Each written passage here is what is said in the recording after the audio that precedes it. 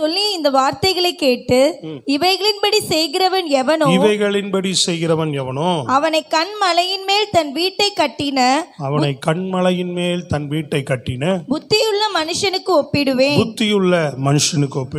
பெருமழை சொரிந்து பெருவெள்ளம் வந்து காற்று அடித்து அந்த வீட்டின் மேல் மோதியும் அது விழவில்லை. ஏனென்றால் அது கண்மலையின் மேல் அஸ்திபாரம் போடப்பட்டது. நான் சொல்லிய இந்த வார்த்தைகளை கேட்டு இவைகளின்படி செய்யாதிருக்கிறவன் எவனோ அவன் தன் வீட்டை மணலின் மேல் கட்டின புத்தி இல்லாத மனுஷனுக்கு ஒப்பிடுவான். பெருமழை சொரிந்து பெருவெள்ளம் வந்து காற்று அடித்து அந்த வீட்டின் மேல் மோதின போது அது விழுந்தது விழுந்து முழுவதும் அழிந்தது என்றார். ஆமென். அல்லேலூயா. கைகளை உயர்த்தி சத்தமாய் சொல்லுங்க. இங்கே ஆண்டவருடைய வார்த்தைகளை அவர் சில உபதேசங்களை இந்த 7ஆம் அதிகாரத்தில் கொடுத்து 5 to 7 வரைக்கும் கொடுக்கிறார். கொடுத்து முடிக்கும் போது சொல்லுகிறார், நான் சொல்லிய இந்த வார்த்தைகளை கேட்டு அப்படின்றார். ஸ்தோத்திரம். அல்லேலூயா. நான் சொல்லிய இந்த வார்த்தைகளை கேட்டு ஒருவன் வாழ்வான் என்று சொன்னால் அவன் எப்படிப்பட்டவனாக இருப்பான்னா கண்மலையின் மேல் அஸ்திபாரம் போடப்பட்டவனாக இருப்பான்றார். எப்படிப்பட்டவனாக இருப்பான்? கண்மலையின் மேல் அந்த கண்மலையின் மேல் தன் வீட்டை கட்டினவன் அப்படின்றார். கண்மலையின் மேல் தன் வீட்டை கட்டினவனுக்கு ஒப்பா இருப்பான். அது பெருமலைகள் வரும்போது பெருங்காற்றுகள் வரும்போது அது என்ன செய்யாது, அந்த வீடு சேதமாகாது அப்படின்றார். அதே என் வசனத்தின்படி நடக்காதவன் தன் வாழ்க்கையை எப்படி கட்டுகிறான் என்று சொன்னால் அவன் ஒரு மணலின் மேல் கட்டுகிறது போல இருக்கும் அப்படின்றார். பெருங்காற்று வரும்போது பெரும்புயல் வரும்போது அந்த மணலின் மேல் கட்டப்பட்ட ஒரு வீடு என்ன செய்யப்படும்? விழுந்து போகும். ஸ்தோத்திரம். அல்லேலூயா. ஒரு ஓமையாக ஒரு அடையாளமாக சொல்லுகிறார். அப்ப தேவனுடைய வசனத்தின் மேலே ஒரு மனிதன் தன் வாழ்க்கையை கட்டி எழுப்புவான் என்றால் அவன் வாழ்க்கை மாத்திரமே என்றென்றைக்கும் நிலைத்திருக்கக்கூடியதாக இருக்கும். ஸ்தோத்திரம். அந்த வாழ்க்கை தான் என்ன செய்யும்? நிலைத்திருக்கக்கூடிய வாழ்க்கை. தேவனுடைய வசனத்தின் மேலே எவன் ஒருவன் கட்டுகிறானோ, தன் வாழ்க்கையை கட்டி கொள்ளுகிறானோ, கர்த்தர் வார்த்தை இப்படி இருக்கு, இந்த வார்த்தையின்படி தான் நடப்பேன், இந்த வார்த்தையின்படி தான் நான் வாழ்வேன்னு சொல்லி ஒவ்வொன்றும் தேவனுடைய வார்த்தையை உணர்ந்து சபை தேவ பிள்ளைகள் தேவ ஜனங்கள் வாழும்போது அவன் வாழ்க்கை கிறிஸ்துவின் மேலே, அந்த அவர் தான் கண்மலை, அவருக்குள்ளே அவர் மேலே கட்டப்படுகிற ஒரு மனிதனாக இருப்பான்.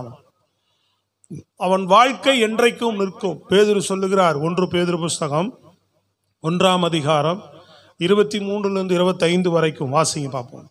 1 பேதுரு 1ஆம் அதிகாரம் 23 to 25 வரைக்கும். அழிவுள்ள வித்தினாலே அல்ல என்றென்றைக்கும் நிற்கிறதும் ஜீவன் உள்ளதுமான தேவ வசனமாகிய அழிவில்லாத வித்தினாலே. எப்படிப்பட்ட வித்து? அழிவுள்ள வித்தல்ல தேவனுடைய வசனம், ஜீவன் உள்ளதுமான அழிவில்லாத வித்தாகிய மறுபடியும் ஜெனிக்கப்பட்டிருக்கிறீர்களே, அழிவில்லாத வித்தாகிய தேவ வசனத்தினாலே. ஸ்தோத்திரம். அல்லேலூயா. மறுபடியும் ஜெனிப்பிக்கப்பட்டிருக்கிறோம், மறுபடியும் நாம் பிறந்திருக்கிறோம். நான் தான் சொன்னேன், தேவனுடைய வசனத்தினாலே வார்த்தையினாலே தேவன் நம்மை மறுபடியும் பிறக்க பண்ணி இருக்கிறார். வசனம்தான் மறு வாழ்க்கையை கொடுத்திருக்கிறது. புரியுதுங்களா உங்களுக்கு? தேவ வார்த்தை தான் நம்ம என்ன செய்கிறது? மறுபடியும் நம்ம சுவிசேஷ வார்த்தையை கேட்டதுனால தான் என்ன பண்ணியிருக்கிறோம்?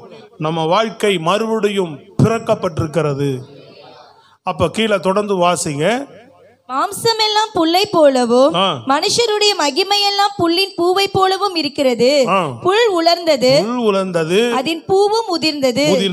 கர்த்தருடைய வசனமோ என்றென்றைக்கும் நிலை நிற்கும். பாத்தீங்களா? கர்த்தருடைய வசனம் தான் என்றென்றைக்கும் நிலை நிற்கும் என்று சொல்லுகிறார் பேதுரு. அல்லேலூயா. கர்த்தருடைய வசனம் தான் நிற்கும் அப்படின்றார். அந்த மனுஷனுடைய வாழ்க்கை தான் நிலை நிற்கும், அவன் வாழ்க்கை அசைக்கப்படாது அப்படின்றார். சத்துரு அவன் வாழ்க்கையை அசைத்து விட முடியாது, அவன் வாழ்க்கையை சேதப்படுத்தி விட முடியாது, அவன் வாழ்க்கையை பாதித்து விட முடியாது. இன்னைக்கு மனுஷன் தன்னுடைய பொன்னினாலும் பணத்தினாலும் படிப்பினாலும் இல்லை வேற எந்த விதத்தினாலே தன் வாழ்க்கையை அவன் கட்டமைத்திருந்தாலும், புரியுதுங்களா உங்களுக்கு? நிறைய பணங்கள், பொருள்கள், வீடுகள், வசதிகள், நகைகள், படிப்பு, பட்டம், நிறைய ஆட்களை சம்பாதித்திருக்கிற எவ்வளோ விஷயங்களை வைத்து தன் வாழ்க்கையை அவன் கட்டி கொண்டு வருகிறான் என்று சொன்னால், இதெல்லாம் ஆண்டவர் வரும்போது, இரட்சகர் இயேசு வரும்போது நிற்கும் போது, இதெல்லாம் வைத்து இந்த உலகத்தில் கட்டியிருக்கிறேன்னு சொல்லி கொண்டு போய் தேவனிடத்தில் நின்னா நிச்சயமா ஆண்டவர் அதை ஏற்றுக்கொள்ளவே மாட்டார். புரியுதுங்களா உங்களுக்கு? அப்ப எது ஆண்டவர் வரும்போது போகும்? நம்ம ரட்சிக்கப்படும் போது கேட்ட வசனம் இருக்குது பாத்தீங்களா? நம்ம மறுபடியும் பிறப்பித்த தேவனுடைய வசனம் இருக்குது பாத்தீங்களா? வசனத்துக்கு கீழ்ப்படிந்து நடந்தோம் பாத்தீங்களா? வசனத்தை உணர்ந்து நடந்தோம் பாத்தீங்களா? வசனத்துக்கு செவி கொடுத்து நடந்தோம் இல்லையா? ஸ்தோத்திரம், அல்லேலூயா. வசனத்தினாலே நம்ம வாழ்க்கையை காத்து கொண்டோம் இல்லையா?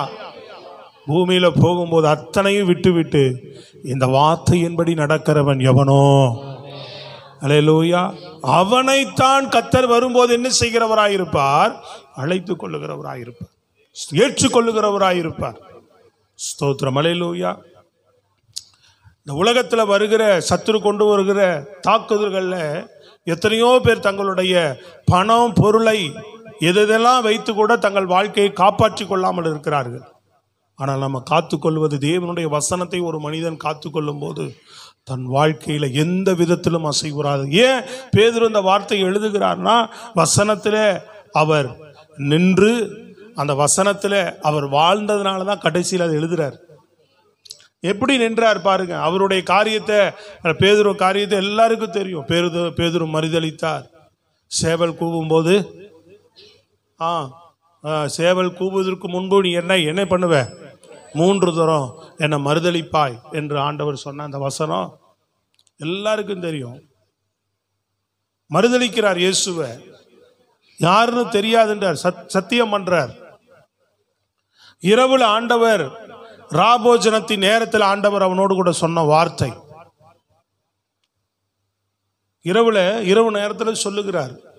ராபோஜனம் எடுக்கும்போது ஆண்டவர் சொல்லுகிறார், என் நிமித்தம் இந்த நாளில நீங்க என்ன பண்ணுவீங்க? எல்லாரும் என்னை விட்டு இடல் அடைஞ்சு ஓடிடுவீங்க, என்னை விட்டு ஓடிடுவீங்கன்றார். அப்ப அவன் சொல்றான், இல்ல ஆண்டவரே, யார் போனாலும் நான் போக மாட்டேன். அப்பதான் ஆண்டவர் அவனை, பேதுருவை பார்த்து சொல்லுகிறார், இல்ல, இன்று காலையில வரக்கூடிய காலையில நீ சேவல் கூவுறதுக்குள்ள என்ன பண்ணிடுவேன்? 3 தரம் மறுதளிச்சிருவேன் அப்படின்ட்டார். அங்கே ராபோஜனம் முடிந்து அவர் கெச்சமனை தோட்டத்துக்கு போகிறார் இரவுல ஜெபிக்கிறதுக்காக. இங்கே இது முடிக்கிறார் ராபோஜனம், திருவிருந்து பந்தி முடிகிறது. தன்னுடைய சிலுவைக்கு போவதை அடையாளமாக அப்பத்தை கொடுத்து, அவர்களுக்கு ரசத்தை கொடுத்து, நீங்கள் என்னை நினைவு கூறும்படி இதை செய்யுங்கள் என்று சொல்லி அவர்களை அழைத்து கொண்டு கெச்சமனை தோட்டத்துக்கு போகிறார். போய் அவர்களை அங்க தங்க வைத்து விட்டு இரவுல போய் தனித்து தேவனுடைய சமூகத்தில் ஜெபிக்கிறார். அல்லேலூயா. சில மணி நேரங்களை கெச்சமனை தோட்டத்தில் போகிறது. பிறகு அங்க அப்பதான் யூதாஸ் காட்டி கொடுக்கிறவன் என்ன பண்றான்? ரோமர் போர்ச்சேவர்களை அழைத்து கொண்டு வருகிறான். அங்க ஸ்தோத்திரம். ராபோஜனம் முடிந்து, இங்க கெச்சமனை தோட்டம் முடிந்து, அங்கே வந்து திடீர்னு அவர்கள் எதிர்பார்க்காத, அவர்கள் இப்படி ஒரு சம்பவத்தை நினைக்கவே இல்லை. இயேசு ஒன்றை சொல்லி கொண்டிருக்கிறார். என்ன சொல்றாருன்னு அவர்களுக்கு விளங்கல. கவனிக்கிறீங்களா எல்லாரும்? ஹலோ, புரியல யாருக்கும். திடீர்னு சடுதியில ஒரு கூட்டம் உள்ள வருகிறது. இயேசுவை கைது செய்கிறார்கள், பிடித்து கொண்டு போகிறார்கள். எல்லாருக்குள்ள தடுமாற்றம் வருகிறது. எல்லாரையும் பிடிக்க வரும்போது எல்லாரும் என்ன செய்கிறாங்க? சிதறி எல்லாரும் ஓடிடுறாங்க அந்த இடத்தை விட்டு. அப்ப இயேசுவை விசாரணைக்காக என்ன பண்றாங்க? ஆசாரியின் இடத்துல கொண்டு போறாங்க வீட்டுக்கு. 3வது நடக்கிற சம்பவம். அங்கதான் என்ன பண்றாரு? யோவான் பார்க்கறதுக்கு போகும்போது கூட பேதுருவும் போகிறார். இப்போ உள்ள இருக்கிறவன் பழக்கன்றனால பேதுருவை யோவான் அவனையும் சேர்ந்து உள்ள அழைச்சிக்கிட்டு போகும்போது உள்ள போகிறார். அங்க ஒரே பரபரப்பான சூழ்நிலை. அந்த பார்த்தீங்கன்னு சொன்னால் அந்த எருசலேம் நகரமே ஏறக்குறைய இயேசு கிறிஸ்துவை கைது செய்த நிமித்தமாக என்ன ஆயிற்று, ஒரு பரபரப்பான சூழ்நிலை உருவாகிறது. அங்கே பயங்கர பதட்டமான சூழ்நிலை உருவாகிறது. ஆசாரனுடைய அரண்மனைக்கு கொண்டு வந்து அங்கே விசாரிக்கிறார்கள் இயேசுவை. நீ என்ன அடிப்படையில் ஊழியம் செய்துட்டு இருக்கிற, என்ன போதனை செய்துட்டு இருக்கிற, நியாயப்பிரமாணத்துக்கு விரோதமாய் நீ உன்னுடைய செயல்பாடுகள் இருக்கிறது, நீ எப்படி தேவனுடைய குமாரன் உன்னை சொல்லுகிறாய் என்று சொல்லி அங்கே பலமான விசாரணை நடந்து கொண்டிருக்கிறது. இவங்களாம் அந்த ரோடில் உள்ள தள்ளி வரலாம், ஏன் அவ்வளோ போய் தள்ளி தள்ளி அவ்வளோ டிஸ்டன்ஸில் உட்காந்துருக்கு, பிள்ளை ஓரமாக படுக்க வச்சுருங்கம்மா சைடில் பண்ணிக்கிறீங்களா, பிரைஸ் தி லார்ட். அப்போது அங்கே அவ்வளவு ஒரு ஒரு பரபரப்பான என்ன நடக்கிறதுன்னு தெரியாத ஒரு சூழ்நிலையில் இயேசுவை அடிக்கவும் குட்டவும் கடுமையான விசாரணைகள் நடந்து கொண்டிருக்கும் போது திடீர்னு ஒருவன் வந்து என்ன செய்கிறான், நாங்கள் அரண்மனை நாங்கள் இயேசுவை பிடிக்க வரும்போது உன்னையும் நாங்கள் அந்த தோட்டத்தில் பார்த்தோம் அப்படின்றான். இவன் இயேசுவை என்ன செய்துட்டு இருக்கிறாங்க, கடுமையாக விசாரித்து கொண்டிருக்கிறார்கள்.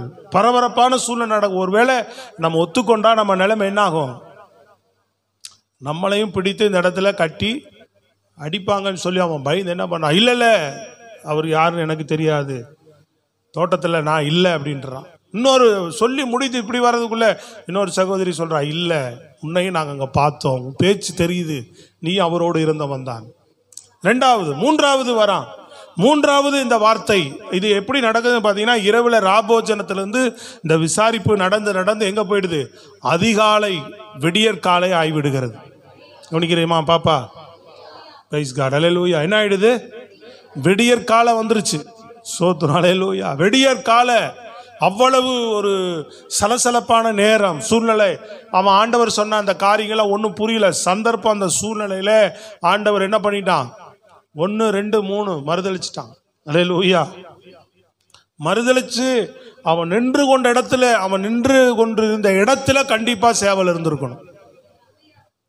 ஏன்னா உள்ள கூட்டம் அந்த ஆசாரியனுடைய வீட்டுக்குள்ள விசாரணைக்காகவும் ஆட்கள் உள்ளவும் ஒரு பரபரப்பான ஒரு சூழ்நிலை என்ன செய்கிறது அங்கே நடந்துட்டு இருக்கு அந்த அரண்மனைக்குள்ள. அந்த இடத்துல இவர் நிற்கிற இடத்துல சேவனுடைய இவ்வளோ சத்தத்தின் சந்தடியின் மத்தியில் இரவிலிருந்து அதிகாலை வரை நடக்கிற பிரச்சனை அறியாமல் மறுதளிச்சிட்டார். 3 தரம் ஆண்டவர் சொன்ன வார்த்தையை வசனத்தை கவனிக்காம என்ன பண்ணிட்டார், மறுதளிச்சிட்டாரு. மறுதளிச்ச உடனே சேவல் கூவுறது, இத்தனை சந்தடியின் மத்தியில் இத்தனை காரியத்தின் மத்தியில் அந்த சேவல் கூவுறத அவன் கவனிச்சிருக்கிறான் பாருங்க. அந்த சத்தம் என்ன செய்திருக்கிறது, இந்த சத்தத்தை அவன் கவனிக்கல. சேவல் சத்தத்தை விட அவனுடைய சத்தம் எங்க வந்திருக்கு, இரவுல ராபோஜனத்தில் ஆண்டவர் சொன்ன சத்தம் வார்த்தை தான் அவனுக்கு ஞாபகத்துக்கு வந்திருக்கு. பார்த்தீங்களா, அதுதான் அங்கே நீங்கள் பின்பகுதியில் மத்தேயு புஸ்தகத்தில் நீங்கள் அதை வாசித்தீங்கன்னு சொன்னால் ரொம்ப அருமையாக இருக்கும்.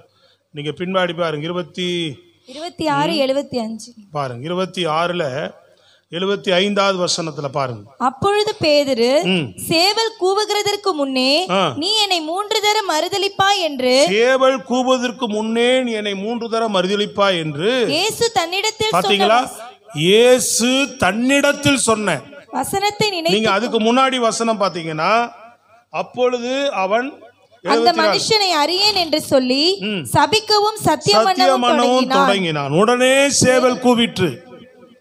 புரியுதுங்களா, சொல்லி 3வது சொல்லி முடித்த உடனே சேவல் கூவிட்டுன்னு இருக்கு. உடனே பின்பகுதி சொல்லப்படுகிறது அப்பொழுது. சோத்திரம். உடனே அவன் நினைக்கிறான், அப்பொழுது சேவல் கூவுவதற்கு முன்னே நீ என்னை 3 தரம் மறுதலிப்பாய் என்று இயேசு தன்னிடத்தில் சொன்ன வசனத்தை நினைத்து, சத்தமா சொல்லுங்க, எதை நினைத்தான், தேவன் சொன்ன வசனத்தை, தேவன் சொன்ன வார்த்தையை அவன் நினைத்தான். நல்லா தட்டி சொல்லலாம். இந்த அப்ப பாருங்க, நினைத்தா ரைட்டு தான், 3 தரம் மறுதளிப்பான்னு சொன்னார். ஆமா மறுதளிச்சிட்டோமே அப்படின்னு சொல்லிட்டு அத்தோடு அவன் ஓடி விடலை, அந்த இடத்திலிருந்து வெளியில வந்துட்டான். அந்த மண்டபத்தை விட்டு என்ன பண்ணிட்டான், இப்ப அந்த அரண்மனையை விட்டு வெளியில வந்து வெளியே போய், அப்படித்தானே இருக்கு, என்று இயேசு தன்னிடத்தில் சொன்ன வசனத்தை நினைத்து கொண்டு வெளியே வந்துட்டான். தனித்து வந்துட்டான். வந்து என்ன பண்ணா, மனம் கசந்து. எதற்காக? அந்த வசனம் அவன் நினைவுக்கு வந்த உடனே தான் செய்த தவறை உணர்ந்து, என்னை மறுதளிப்ப, உங்கள்கிட்ட முழு அன்பு இல்லை, நீ மறுதளிக்கிற சூழ்நிலை வரும் அப்படின்னு அவர் சொன்ன அந்த வசனத்தை அவன் நினைத்து, இந்த தவறை நம்ம செய்துட்டோமே அப்படின்னு சொல்லி என்ன செய்கிறான், மனம் கசந்து தேவனுடைய வார்த்தைக்காக அழுதானா. தேவ வசனத்தை நினைத்து மனம் கசந்து கண்ணீர் வடிச்சிருக்கிறான்.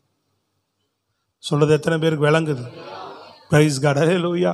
இந்த வசனத்தை நினைக்கிற ஒரு அனுபவம், தேவன் தன்னோடு கூட பேசுகிற, கர்த்தர் நம்மோடு கூட சொல்லுகிற அந்த வார்த்தைகளை பாருங்க. எத்தனை காரியங்கள் இருந்தாலும், எவ்வளவு சுற்றி அந்த குழப்பங்கள் நடந்தாலும், சில நேரங்களில் நம்ம வாழ்க்கையில் உலகத்தில் போராட்டங்கள், பிரச்சனைகள், பல குழப்பங்கள், பல வேலைகள், பல சூழ்நிலைகள், பல பலவீனங்கள், பல மனுஷனுடைய தேவையற்ற தொந்தரவுகள், இப்போ வேலைக்கு போகிறோம், பொருளாதார நெருக்கடிகள், குடும்பத்தினால, சொந்தக்காரர்களால, வேலை செய்கிற இடத்துல, வேலை பணிகளில் இல்லையா, வெளியில நம்ம எத்தனையோ விஷயங்களை சந்திக்கிறோம். ஆனா வெளியில போய் சந்திக்கும் போது எதுலையுமே நம்ம தடுமாறாமல் ஆண்டவருடைய வசனத்தை நம்ம சரியா கை கொண்டு பயணிக்கிறோமா? அல்லது நம்ம அதில் ஒருவேளை நம்ம மீறும் போதோ தவறும் போதோ, அட்லீஸ்ட் இந்த பேதுருவை போல இவைகளெல்லாம் மத்தியிலும் ஆண்டவரே, இந்த வேலையினால, இந்த நெருக்கடியினால, இந்த தொல்லையினால, இந்த கவலையினால, இந்த பிரச்சனையினால நான் என்ன பண்ணிட்டேன், இந்த வசனத்தை மீறி இந்த இடத்துல போய் பேசிட்டேன். வேலை பலுனால சபைக்கு வராம போயிட்டேன். ஏதோ ஒரு காரணத்தினால, சோர்வுனால சபைக்கு வராம போயிட்டேன் இல்லையா? வேலைனால சபைக்கு வராம போறவர்கள் உண்டு, ஆவியில சோர்வினால சபைக்கு வராம போறவர்கள் உண்டு, பலவீனத்தினால சபைக்கு வராம போகிறவர்கள் உண்டு. ஜெபிக்காம போயிட்டேன். அல்லேலூயா. நெருக்கடிகளினாலே, சந்தர்ப்ப சூழ்நிலைகளினாலே தேவனுக்கு கொடுக்க வேண்டிய கனத்தை நான் கொடுக்காமல் போகிறேன். அல்லேலூயா. என்னுடைய காரியனே பார்க்கிறேன். எனக்கு கொடுக்கப்பட்ட அந்த மீட்புக்கு மேல ஆண்டவருடைய வசனம் சொல்லுகிறதெல்லாம் நான் நினைக்கிறோமா? ஒரு காரியங்களையும் அந்த நினைவு தான் பாருங்க. அந்த நினைவு நமக்குள்ள உண்மையா, அந்த நினைவு தான். அதுதான் சொல்லுகிறார் ஆண்டவர்.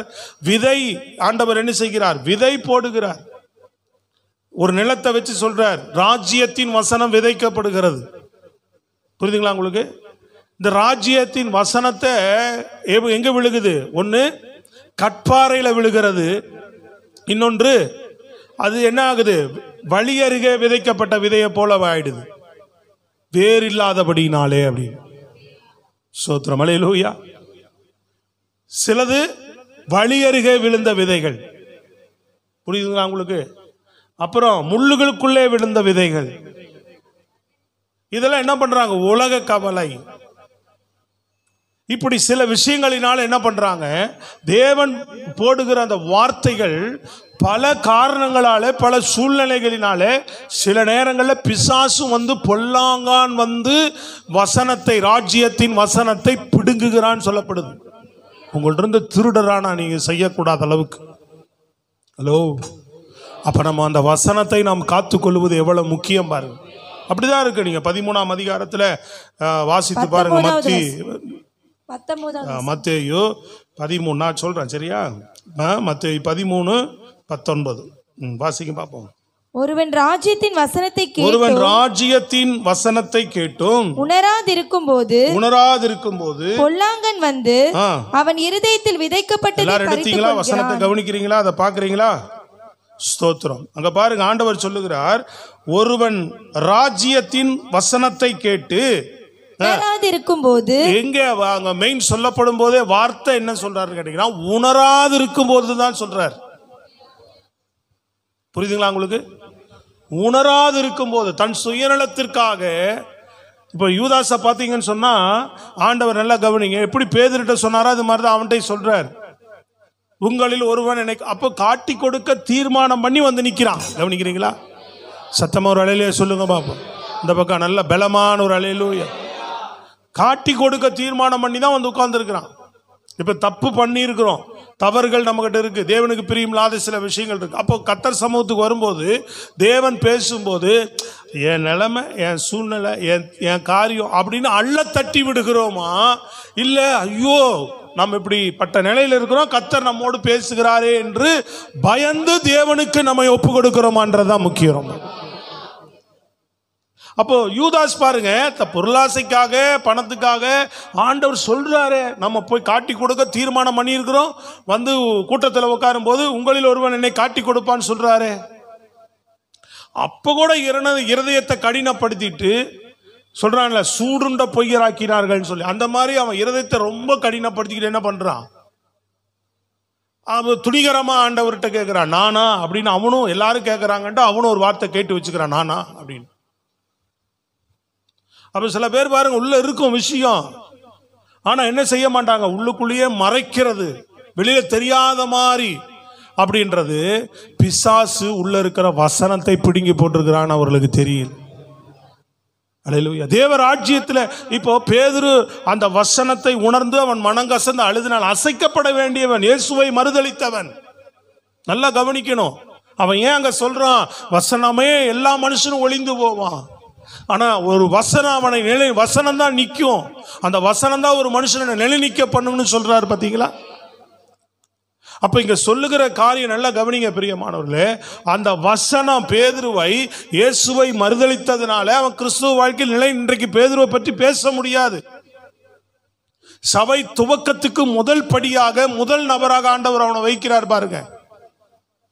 தவறு பண்ணினாலும் மீறினாலும், ஆனா தேவனுடைய வார்த்தைக்கு உண்மையாய் உணர்ந்து அதை நினைத்து நினைவில் வைத்திருக்கிறவன். சொல்லுங்க அல்லேலூயா. சத்தமா. இவ்வளவு காரியத்தின் மத்தியில ஒரு சும்மா சொன்ன அந்த ராபோஜனத்தில் சொன்ன அந்த வார்த்தைகள் அவன் மெயின்ல இருந்ததுனால தான். சொல்லுங்க அல்லேலூயா. அப்ப எத்தனை பேர் வசனத்தை இங்க மெயின்ல வச்சிருக்கிறோம், நினைவில் வச்சிருக்கிறோம், இருதயத்தில் வச்சிருக்கிறோம். ஒரு வசனங்களும் தேவனுடைய வார்த்தையை உணர்ந்து கேட்கிறோமா? அப்ப உணர்வு இல்லாம கேட்டுட்டு போற கர்த்தருடைய வசனத்தை கேட்கும் போது என்னமோ மாறி அப்படி யோசிச்சா, தேவனுடைய வசனம் இது, கர்த்தருடைய வார்த்தை இது. சொல்லுங்களேன் சத்தம் அல்லேலூயா. அப்படி ஒரு வார்த்தையை நாம் உட்கொள்ளுகிறோமா? உணர்ந்து கேட்கறதா நினைவில் இருக்கும். புரியுதுங்களா? அப்போ அவன் ஒரு வசனத்தை என்ன பண்ணிக்கிறான். ஃபர்ஸ்டே நீங்க பாருங்க, பேதுரு முதல் ஆண்டவர் சந்திக்கும் போது அவன் பாருங்க அந்த தேவனுடைய வார்த்தை எவ்வளவு கனப்படுத்துறான் பாரு. சில பேர் பாருங்க, கர்த்தருடைய வார்த்தை வரும்போது தேவ வசனத்துக்கு அவ்வளவு நடுங்குவாங்க, பயப்படுவாங்க. அவங்க வாழ்க்கை ரொம்ப சிறப்புள்ளதாக மாறும். வேலை எனக்கு இயேசுவை தெரியும், நான் இயேசு ஆராதிக்கிறேன், நான் தேவ பக்தியா இருக்கிறேன், நான் அப்படி இருக்கிறேன், இப்படி ஆக்கும், நான் இப்படி ஜெபிக்கிறேன், அப்படி தலையில நின்று ஜெபிக்கிறேன், பல்ட்டி அடிச்சு ஜெபிக்கிறேன், நான் சுவிசேஷம் சொல்றேன், நான் அதை செய்கிறேன், நான் இதை பண்றேன், நான் ஊழியம் பண்றேன்.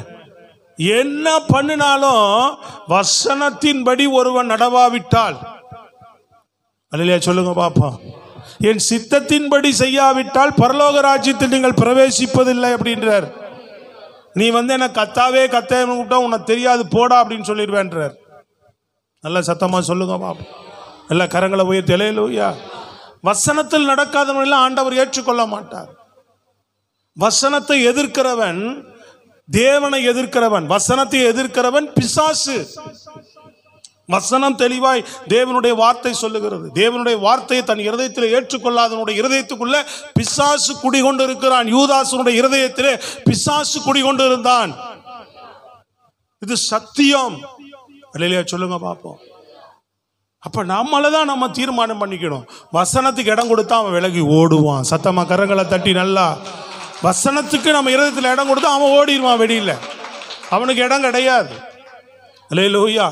இடம் கொடாத வரைக்கும் அவன் என்ன பண்ணுவான், வசனத்துக்கு எதிர்த்து நிற்கிற வரைக்கும் நல்லா உன்னை ஸ்ட்ராங்கா பிடிச்சி வச்சிருப்பான். அல்லேலூயா சொல்லுங்க பார்ப்போம். வசனத்துக்கு இடம் கொடுத்தா இயேசு உனக்குள்ள வருவார், பரிசுத்தாவியானவர் வருவார். நீ தேவனுடைய பிள்ளையா மாறுவ. தேவனுடைய கிரிகளை காரியங்களை செய்கிறவளா. ஏன்னா தேவ வசனத்தை கேட்கிறவங்க தேவனுடைய கிரிகளை காரியங்களை செயல்படுத்துவான் இல்லையா. இயேசு அறிந்திருப்பது மாத்திரமல்ல, அவருடைய வசனத்தின்படி நடப்பது ரொம்ப முக்கியம். வார்த்தையின்படி நடக்கிறவர்களாக இருக்க வேண்டும். அவன் தான் கல்லின் மேல். அதனாலதான் பேதுரு அசைக்கப்படலை. வசனம் அவனுக்குள்ள இருந்த நேட்டு அவன் அவுட்டு முடிஞ்சுது அவன் கதை. பேதுருடைய கதை எப்படி நிலை நின்றது, அந்த ஒரு வசனத்தை அவன் மனதில் வைத்திருந்தான். பார்த்தீங்களா? ஆரம்பத்தில் கூட அந்த வலையை போடுங்கன்னு சொல்லும்போது பாருங்க, அந்த ஆண்டவர் வந்து சொல்லும்போது என்ன சொல்றான், ஆண்டவர் முழுதும் பிரயாசப்பட்டேன், ஆனாலும் பரவாயில்ல, சரி அப்படின்ற மாதிரி போவோம் அப்படின்ற மாதிரிலாம் சொல்ல, என்ன சொல்ல, ஆனாலும் முன் வார்த்தையின்படின்னு தான் சொன்னான். சொல்றது விளங்குதா? ஆகிலும் உன் வார்த்தையின்படி இந்த வலையை போடுகிறேன் அப்படின்றான். அப்ப இங்க மத்தேயு புத்தகத்தில் ஆண்டவர் சொல்லும்போது, ராஜ்யத்தின் வசனத்தை கேட்டு உணராது இருக்கும் போதுதான் பொல்லாங்கன் வந்து என்ன பண்றானா, அவன் இருதயத்தில் விதைக்கப்பட்டதை பறித்துக் கொள்ளுகிறான். புரியுதுங்களா உங்களுக்கு? அப்ப ராஜ்யத்தின் வசனத்தை உணராத போதுதான் பிசாசு வந்து என்ன பண்றானா, உணராம கேட்கிற வார்த்தை அவன் எடுத்து போட்டுறான். கையை வைத்து சத்தமா சொல்லுங்க, பறித்து கொள்ளுகிறான் இருக்குங்க. நல்லா விளங்கிக்கணும். பிரைஸ் தி லார்ட், அல்லேலூயா. அவங்க வழியருகே விதைக்கப்பட்ட விதைன்றார். கற்பாறை இடங்களில் என்ன செய்கிறார்கள்? விதைக்கப்பட்டவன் வசனத்தை கேட்டு உடனே அதை சந்தோஷத்தோடு ஏற்றுக்கொள்கிறான். சில பேர் சந்தோஷமா ஏற்றுக்கொள்கிறான். ஆனா எனக்கு இருக்கு, அவனுக்குள்ள தனக்குள்ளே வேர் இல்லாததினால் கொஞ்ச காலம் மாத்திரம் நிலைத்திருப்பான். வசனத்தின் நிமித்தம் உபத்திரமும் துன்பமும் உண்டான உடனே இடரல் அடைவான். சில பேர் வசனத்தை நல்லா கேட்பாங்க, வேறு வேணும். அல்லேலூயா. வசனம் எங்க போகணும்? இருதயத்துக்குள்ள போகணும். அல்லேலூயா. உபத்திரவங்கள் துன்பங்கள் வந்தால் என்ன பண்ணணும்? வசனம், ஆண்டவர் எனக்கு அதிலிருந்து உபத்திரவத்தை மாற்றுவார், துன்பங்களை மாற்றுவார். அல்லேலூயா. வசனத்தை நிற்கணும். ஆனா சில பேர் என்ன பண்ண மாட்டாங்க, ஐயோ அப்படின்னு. அதனால சில பேர் வசனத்தை விட்டுருவாங்க.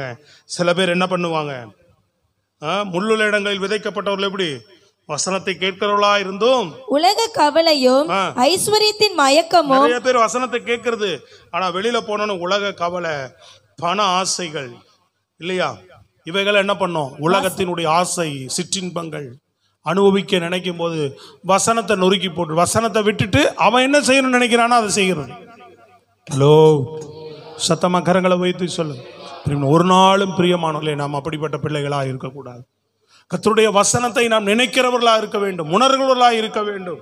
எபிரேயர் புஸ்தகம் சொல்லுகிறது. எபிரேயர் புஸ்தகம் எடுத்து வாசிங்க. 10ஆம் அதிகாரம் 25 26 வரை, 25 26 வாசிங்க பாப்போம் வேகமா.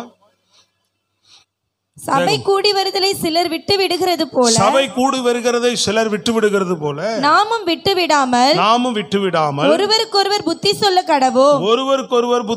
கடவோம். நாளானது சமீபித்து வருகிறதை எவ்வளவாய் பார்க்கிறீர்களோ அவ்வளவாய் புத்தி சொல்ல வேண்டும். என்ன சொல்றாரு கேட்டீங்கன்னா, எப்பா புத்தி சொல்லுன்றார். அப்ப நாம் என்னென்ன செய்கிறவர்களா இருக்கணும்? அதுல நினைக்கிறவர்களாக இருக்க வேண்டும். இல்லையே சொல்லுங்க பாப்போம். வசனம் சரியா, நாம சரியா? சொல்லுங்க பாப்போம், சத்தமா சொல்லுங்க. வசனம் சரியா, நாம சரியா? சபை வசனம் என்ன சொல்லுது? அப்படிங்க என்ன சொல்லுச்சுன்னு கேட்டேன். வார்த்தை, தேவனுடைய வார்த்தை. அது எதிர்த்து நிக்கிறோமா இல்ல அதுக்கு வசனத்துக்கு கீழ்ப்படுகிறோமா? என்ன சொல்லுது வசனம்? படிங்கம்மா வசனத்தை எல்லாரும் சத்தமா. சத்தியத்தை அறியும் எல்லாரும் படிங்கன்னு.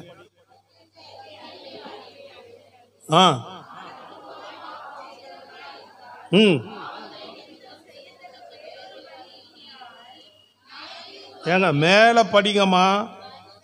25 சகோதரர்கள் சத்தமா படிங்களா? ஏன்?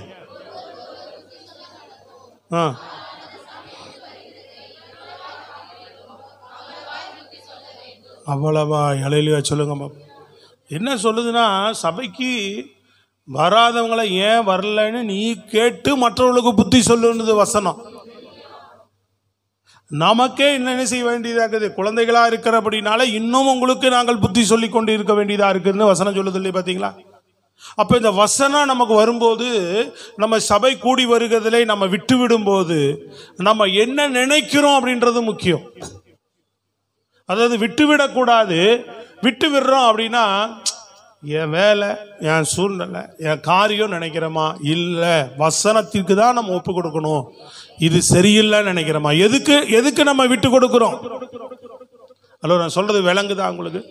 சபை கூடி வருதை நம்ம விட்டு விடும்போது விட்டுவிடக்கூடாது, கிரமமாக கீழ்ப்படிக்கணும். வசனம் சொல்லுது இல்லையா? ஹலோ, சொல்லுதுலாங்க. ஆனால் விட்டுடுறோம். சில நேரம் வராமல் விட்டுடுறோம் இல்லைங்களா? செவ்வாய்க்கிழமை கூட்டம் நடக்குது, வாக்குத்தத்த கூட்டம் நடக்குது இல்லையா? சுத்திகரிப்பு கூட்டம் நடக்கிறது, 50 மணி நேரம் ஜெபம் நடக்கிறது, 12 மணி நேரம் ஜெபம் நடக்கிறது, தினமும் எழுப்புதல் ஜெபம் நடக்கிறது, சிறுவர் ஊழியங்கள் நடக்கிறது, சுவிசேஷ ஊழியங்கள் நடக்கிறது, வீட்டு கூட்டங்கள் நடக்கிறது. சபையில் எவ்வளவு ஊழியங்கள் இருக்கிறது. சண்டே மாலையில் சகோதரர் கூட்டங்கள், ஐக்கிய கூட்டம் இருக்கிறது, வாக்கிங் ப்ரேயர் இருக்கிறது, ஊழியம் செய்கிறவர்களுக்கான கூடுகை இருக்கிறது, 21 நாள் வேத பாடம் இருக்கு. நாம் எந்த கூட்டத்துக்கு நம்ம வரோம், எதுல கலந்து இருக்கிறோம், இதெல்லாம் நல்லா கவனித்துக் கொள்ளுங்க. ஆண்டவர் வரும்போது பதில் சொல்லணும். இல்லையே சொல்லுங்க பார்ப்போம். கரங்களை உயர்த்தலையிலூயா. இதெல்லாம் கூட இடைப்பட்ட நேரங்களில் வைக்கக்கூடியது. ஒரு வேலை, ஒரு சில வேலைகள்னால சூழ்நிலைகள் அது. ஆனாலும் இப்படிப்பட்ட உபவாச ஜெபங்கள் கூட்டங்கள் நடக்கும்போது நான் வீட்டில் அமர்ந்து கொண்டு நான் இங்கே வராத போது உணர்த்தப்படுகிற இருதயம் இருக்குது பார்த்தீங்களா, அதான் நல்ல இருதயம். எத்தனை பேருக்கு நான் சொல்றது விளங்குது? வசனம் உணர்த்தப்பட வேண்டும். நான் வீட்டில் உட்கார்ந்து இருக்கிறேன், சபையில ஒரு கூட்டம் நடந்து கொண்டிருக்கிறது, சும்மா இருக்கிறேன். நாம் என்ன பண்ணணும்? இங்க உட்காந்து தெண்டமா அந்த டிவியில நாடகமும் வெட்டி கதையும் பேசுறதை விட சபையில போய் 1 மணி நேரம் கர்த்தருடைய வசனத்தை கேட்டுட்டு வரலாமே, வார்த்தையை கேட்டுட்டு வரலாமேன்னு கர்த்தர் சமூகத்துக்கு வரணும். கர்த்தருடைய நாள் எல்லாவற்றையும் விட கனப்படுத்தக்கூடிய நாள். சொல்லுங்கள் அல்லேலூயா. அப்ப அந்த நாளிலே நம்ம வராத போது, கர்த்தருடைய நாளிலே நம்ம வராத போது நம்ம போகிறோம், பல இடங்களுக்கு போயிடுறோம், இல்ல கேர்லிஷா விட்டுறோம், வேலை நிமித்தமா ஏதோ ஒரு காரணத்தினால விடுறோம். விடக்கூடாது. விட்டுட்டா என்ன நினைக்கிறோன்றதுதான் முக்கியம். உன் வாழ்க்கை அசைக்கப்படாம கிறிஸ்துவுக்குள்ள நீ புத்தியுள்ள மனுஷன்னா, கண்மலையின் மேல் கட்டப்பட்ட ஒரு மனிதனா உன் வாழ்க்கை காணப்பட வேண்டும் என்றால், பெருங்காற்று பெருமழை வந்து உன் வாழ்க்கை அசைக்கப்படாமல் நிலைநிற்க கூடியதா இருக்க வேண்டும் என்றால், நீ வசனத்தின் மேல, நான் சொல்லிய இந்த வார்த்தைகளின் மேல அப்படின்றார். அங்க அங்க அங்க பாத்தீங்கன்னா அப்படியே பேதுரு வந்து வசனத்துல நடந்தவர்களும் நிறைய உதாரணங்கள் இருக்கு இல்லைங்களா, நடந்தவர்கள் இருக்கு. நான் இங்க சொல்ல வர வசனமே என்னன்னா, ஆவியானவர் இன்றைக்கு நம்ம உணர்த்துகிற காரியமே என்னன்னா, நினைவில் இருந்தது, தடுமாறிட்டான், சொன்ன வசனத்துல நடக்கல. ஆனா பட் என்ன பண்றான், அந்த வசனம் நினைவில் இருந்து என்ன பண்றான்? ஹலோ, சொல்றது விளங்குதாங்க? கையை வைத்து நல்லா சத்தமா சொல்லுங்க. இதுதான் சூழ்நிலை. அவனை சூழ்நிலை தான் தடுமாற பண்ணிச்சு அவனை. நல்லா கவனிக்கணும். துணிகரம் வேற, சூழ்நிலைகள் வேற. சூழ்நிலை நம்மளை ஏதாவது தேவனுடைய காரியங்களை நம்மளை தடுமாற பண்ணும்போது, நினைவில் இருக்கிற வசனம் ஆண்டவர் என்ன சொல்றாரு? கர்த்தருடைய நாளை மனமகிழ்ச்சி நாளாய் எண்ணு. தேவனுடைய சமூகத்தை, சபை கூடி வருகிறத விட்டு விடாதீங்கன்னு வசனம் சொல்லுது. நான் இன்னைக்கு விட்டுட்டேனே, நான் இழந்துட்டேனேன்னு சொல்லி உன் மனம், உன் இருதயம் மனம் வருத்தப்பட்டு, நீ மனம் கசந்து அதற்காக உண்மையாக தேவனிடத்தில் மன்னிப்பு கேட்கிற பட்சத்தில் கர்த்தர், அதாவது கேட்டு அதை விட்டுட்டு என்ன பண்ணணும்? தொடர்ந்து வசனத்துக்கு நம்ம கீழ்ப்படுகிறவர்களாக மாறணும். இதை உணர உணர உணர உணரத்தான் அவன் வாழ்க்கையில் என்ன பண்ணுவார்? ஆண்டவர் கர்த்தரை தேட வைப்பார். அல்லேலூயா. கர்த்தரை ஆராதிக்க வைப்பார். கர்த்தரோடு கூட உன்னை இணைய வைப்பார். உன் வாழ்க்கையை பிசாசு வந்து என்ன பண்ண முடியாது? கிறிஸ்துவுக்குள்ள உனக்கு கொடுக்கப்பட்ட அந்த மகிமையான வாழ்க்கையை சிதைத்து விட முடியாது. ஏதாவது ஒரு காற்றை வந்து கொண்டு வந்து உன் வாழ்க்கையை அழித்து விட்டு போய்விட முடியாது. உன் வாழ்க்கை எவ்வளவு பெருங்காற்று பெரும்புயல் வந்தாலும் உன் வாழ்க்கை நிலை நிற்கிறதாக இருக்கும். Praise the Lord. அல்லேலூயா. எல்லாத்தை விட ஆண்டவர் வரும்போது, கர்த்தர் வரும்போது, அல்லேலூயா சொல்லுங்க பார்ப்போம். நல்ல கரங்களை வைத்து சொல்லுங்களேன். கர்த்தர் வரும்போது இதெல்லாம் நம்ம நினைக்கிறவர்களாக இருக்க வேண்டும். Praise God. அல்லேலூயா. இன்னொரு வசனம் மத்தேயு 26ஆம் அதிகாரம் வாசிங்க பார்ப்போம். 40-41 வேகமா வாசிங்க. பின்பு அவர் சீஷர்களிடத்தில் வந்து அவர்கள் நித்திரை பண்ணுகிறதை கண்டு பேதுருவை நோக்கி, நீங்கள் 1 மணி நேரமாவது என்னோட கூட விழித்திருக்க கூடாதா? நீங்கள் சோதனைக்குட்படாதபடிக்கு விழித்திருந்து ஜெபம் பண்ணுங்கள். விழித்திருந்து ஜெபம் பண்ணுங்கள். சத்தமா சொல்லுங்க. அல்லேலூயா. அப்ப வசனம் சொல்லுது நம்மகிட்ட. நிறைய நேரம் என்ன பண்றோம்? ஹலோ, கவனிக்கிறீங்களாங்க? தூங்கிடுறோம், எழுந்துடுறோம், லேட்டா எழுந்திருக்கிறோம், ஜெபம் பண்ணல. இப்ப நல்லா கவனிங்க. நான் ஜெபம் பண்றேன், ஆனா சபைக்கு வரல. சபைக்கு வந்தேன், ஆனா ஜெபம் பண்ண, ரெண்டுமே தப்பு. கரங்களை வைத்து நல்லா சத்தமா சொல்லு. இப்போ சபைக்கெல்லாம் ஒழுங்காக வரேன், ஆனால் ஜெபம் பண்ணுறது இல்லைன்னா அங்கேயும் நீ பாதிக்கப்பட்டு தான் இருக்கிற. அப்போ வசனங்கள் எல்லாவற்றிலுமே, எதுலையுமே நம்ம சொல்லப்படுகிற வார்த்தைகள் எல்லாவற்றிலுமே நம்ம தவறாதபடி நம்ம வாழ்க்கையை உணர்ந்து என்ன செய்து கொண்டே இருக்கிறவர்களா இருக்கணும். எத்தனை பேருக்கு முதல் இந்த வசனம் உணர்த்தப்படுது? சத்தமாக சொல்லுங்க, நல்லா கரங்களை உயர்த்தி அல்லேலூயா. ஆமாம், தேவனுடைய காரியங்களில் எதில் நம்ம மீறுகிறோமோ அதில் நம்ம உணர்த்தப்படாத வரைக்கும், நம்ம உணர்ந்து கர்த்தரிடத்தில் மனம் திரும்பாத வரைக்கும் நம்ம ரட்சிப்பு நிலை இல்லாததாக காணப்படும். சத்துருடைய வஞ்சகத்துக்கு நம்ம வாழ்க்கையை இடம் கொடுத்துருக்கிறோம்னு அர்த்தம். புரியுதுங்களா உங்களுக்கு? அப்ப வசனம் சொல்லுகிறது என்ன செய்யணும்னு சொல்லப்படுகிறது. சொல்லுங்க, விழித்திருந்து ஜெபம் பண்ண வேண்டும். பிரைஸ் காட், அல்லேலூயா. எத்தனை பேர் ஜெபிக்கிறோம்? எழுப்புதல் ஜெபம் டெய்லி பேர் கொடுத்து ஜெபிக்கிறோமா? 50 மணி நேரம் ஜெபத்தில் பேர் கொடுத்துருக்குறோம், கரெக்டாக ஜெபிக்கிறோமா? இரவு 11லேருந்து 12 ஜெபம் பேர் கொடுத்துருக்குறோம், ஜெபிக்கிறோமா? தினமும் காலை எழுந்திரிச்சு ஜெபிக்கிற ஜெபத்தை நம்ம ஜெபம் பண்ணுறோமா? இல்லை ஜெபிக்காமல் எழுந்து அப்படியே ஐயோ தூங்கிட்டேன் டெய்லியும் ஜெபிக்காமையே உணராமையே முடியலங்க, டயர்டுங்க. போகும்போது அந்த அன்னைக்கு எழுந்து போகும்போதே ஒரு உணர்வு, உண்மையாக அந்த வசனத்தை நினச்சி ஐயோ ஆண்டவர் 1 மணி நேரமாவது விழித்திருக்க சொல்கிறார், ஜெபம் பண்ண சொல்லி வசனம் சொல்லுது. சோர்ந்து போகாமல் ஜெபம் பண்ணுங்க, சொல்றது விளங்குதாங்க. இடைவிடாமல் ஜெபம் பண்ணுங்க அப்படின்னு ஆண்டவர் சொல்லியிருக்கிறார். சத்தமா வசனங்கள் ஜெபத்தை பற்றி நிறைய சொல்லப்பட்டிருக்கிறது. நான் கிரமமாக தினமும் கர்த்தருடைய சமூகத்தில் உட்கார்ந்து ஜெபிக்கிறேனா? இப்போ வசனத்தை கேட்கும் போது நீ ஜெபிக்கிறையா இல்லையா, உன் இருதயம் உணர்த்தப்படுதா? ஆவியானவர் கேட்கிறார். உன் இருதயம் உணர்த்தப்படாமல் இன்னும் இருதயம் கடினமாகவே இருந்தால் அந்த நிலைமை ரொம்ப மோசம். ஜெபமே இல்லாத வாழ்க்கை ஜெயம் இல்லாத வாழ்க்கை. சோத்திரம், சொல்றது புரியுதுங்களா? தினமும் நீ ஜெபத்துக்கு போகும்போது தான் கர்த்தர் உன் சமூகம் உங்ககிட்ட வருது. கர்த்தர் வார்த்தை உன்னோடு கூட பேசுவார். தினமும் அனுதினமும் தேவனுடைய புது கிருபை நீ தினமும் பெற்றுக்கொண்டே இருக்க வேண்டும். தேவனோட உறவு தினமும் உனக்குள்ள இருந்து கொண்டே இருக்க வேண்டும்.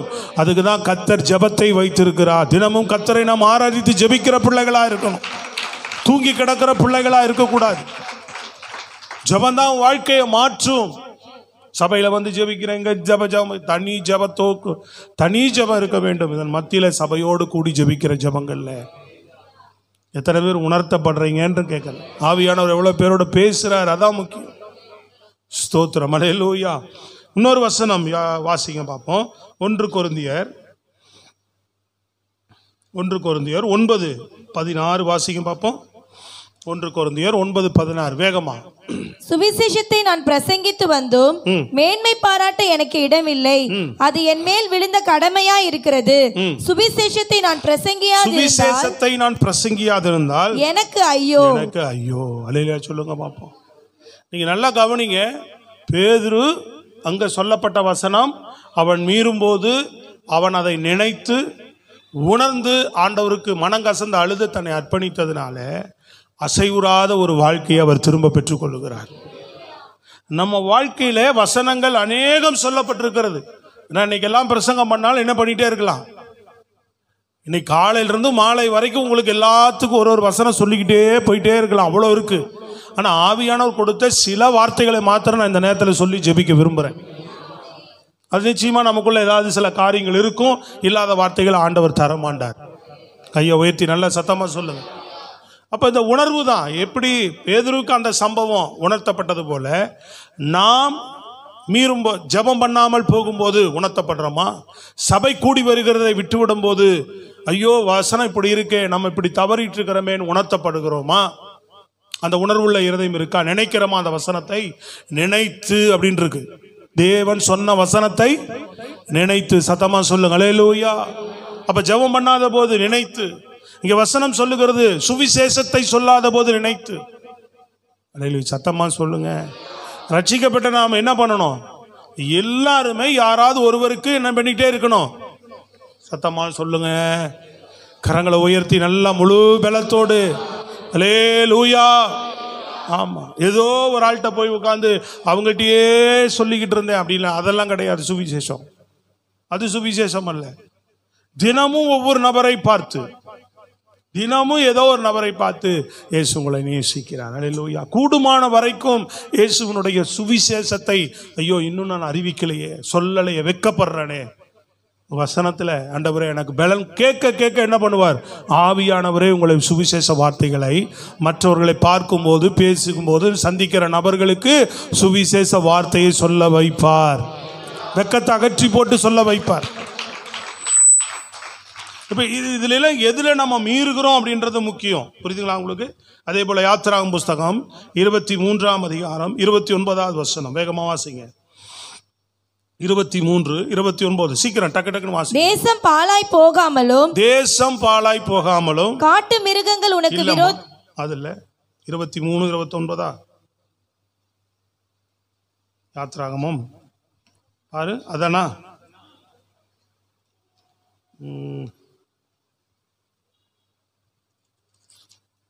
வாசி. தேசம் பாழாய் போகாமலும் 22, 29 சாரி 22, 29 முதல் பழுக்கும் உன் பழத்தையும் பாருங்க, முதல் பழுக்கும் உன் பழத்தை வடியும் உன் ரசத்தையும் காணிக்கையாக செலுத்த தாமதிக்க வேண்டாம். எங்க என்ன சொல்றாரு ஆண்டவர்? என்ன செய்ய வேண்டான்றாரு? தாமதிக்க வேண்டாம்னு சொல்லுகிறார் கர்த்தர். அவங்க இஸ்ரவேலர் இன்னும் அவங்க கானான் தேசத்துக்குள்ளேயே போகல.